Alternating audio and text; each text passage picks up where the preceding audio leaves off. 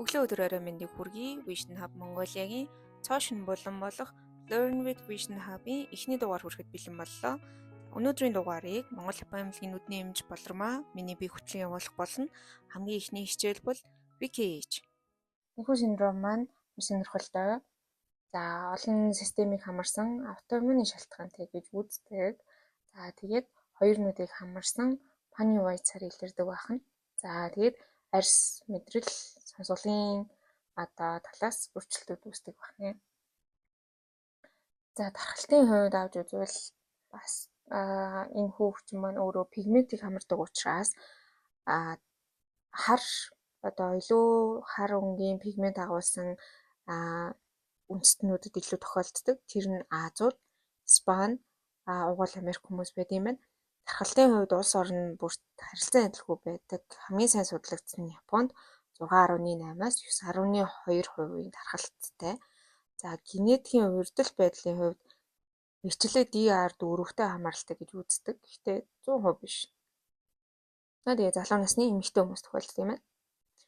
За эмэг жамын хувьд авч үзвэл ямар нэгэн байдлаар бидний энэ судаслаг бүрхүүлийн өмнөд дунд арын аль нэг бүтцийн хаанч тохиолдож болно. Яагаад гэвэл энэ бүтц маань бүгд пигмент тисүүд агуулдаг учраас нүсүүд тисүүдтэй учраас тэр нүсүүд тисүүдийн эсрэг Т-эсээр үдөгцөн дархлааны урвал идэвхжээд энэхүү нүсүүд тисүүдийг устгачд юм байна.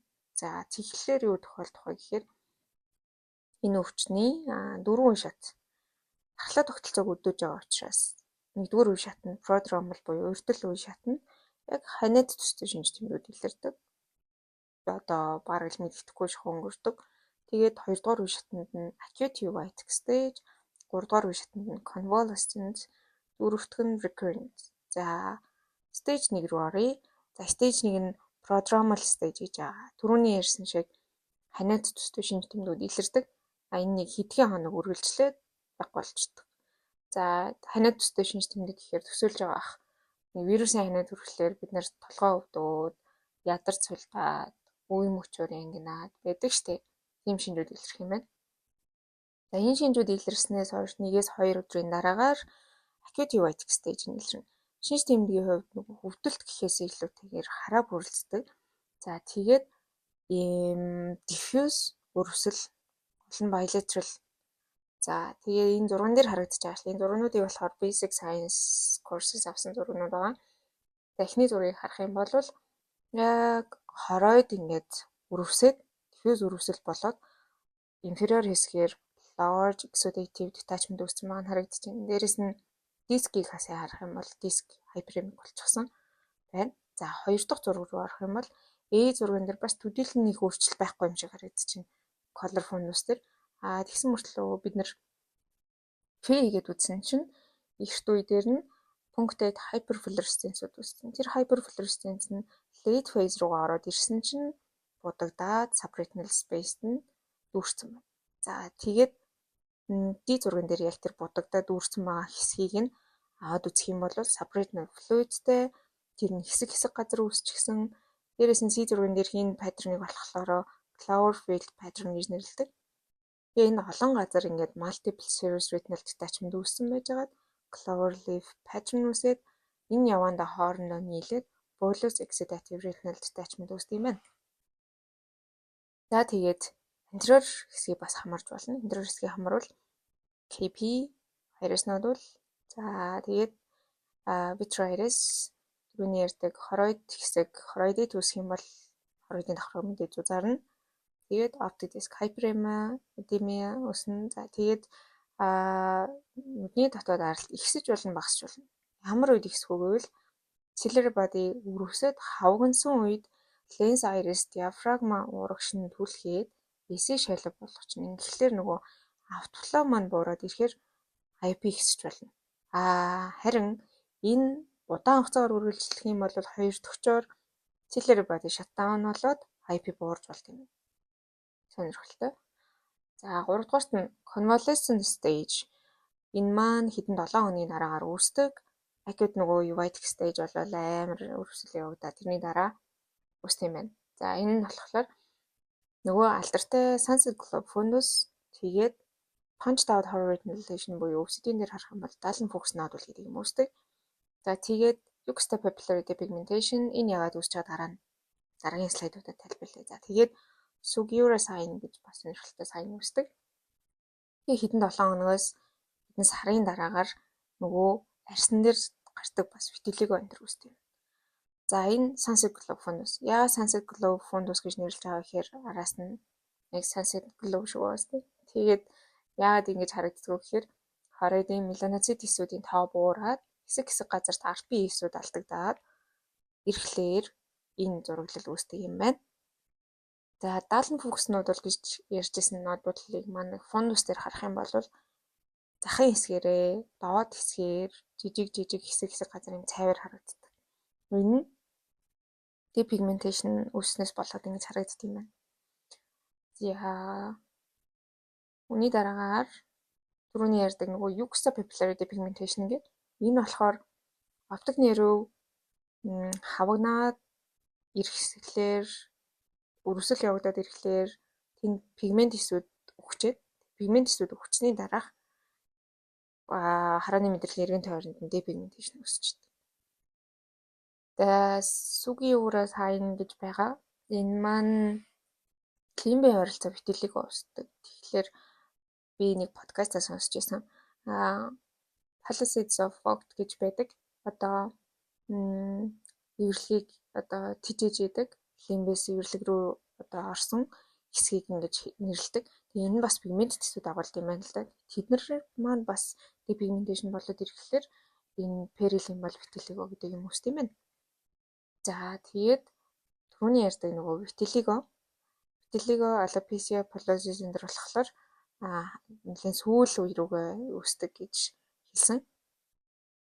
За тэгээд эдгээр шинж тэмдгүүд үүсний дараа дахин chronic recurrent үе шат үргэлжилж болно. Тэр нь маш амархтай. Дахиад хороидод үүсээд, дахиад anterior uveitis үүсээд тэгэхээр айгу төвхтэй аваад. Тэгээд онцлогооны хувьд бол 100 саяны өрмөц шинж тэмдгүүд ээж болж байна. За тэгээд color fundus фотоноос илүүтэйгээр нүдний үгийг харахаас илүүтэйгээр флуоресцент angiograph хийх юм бол биднэрт маш их мэдээлэл өгнө. За дээрэс нь ICG angio хийж болно. OCT хийх юм бол дээр нөгөө дурдсан serous retinal detachment, Dallin Fox nodule зэргийг харж болох нь. За lumbar puncture эхний сонголтын зөвлөдөггүй юм байлээ. Гэхдээ үнэхээр онш тодорхой байгаа тохиолдолд нөгөө лимфоцитыг илрүүлэхийн тулд лимфоцитик polycitosis илэрж болдог. За ялхан ажиллагаанаар B-scan маш чухал. Дээрэс нь нөгөө posterior choroiditis үүссэн байна уугүй юу гэдгийг илрүүлэхэд бас B-scan их чухал. За FA яагаад чухал вэ гэдгийг энэ зурган дээрээс харагдаж байна те. Бид нар color fundus фото хийх юм бол энэ төдийлөө анзаарахгүй өнгөрчих бах. Гэтэл зурган дээр early AV phase дээр харах юм бол олон тооны жижигэн тэр posterior polyps дээр hyperfluorescence болсон хэсэг байгаад тэрийг pinpoint гэдэг. Тэгээд би зурган дээр харах юм бол late phase дээр энэ дүүрээд multiple serous retinal detachment харагдчих. За diagnostic criteria байдаг.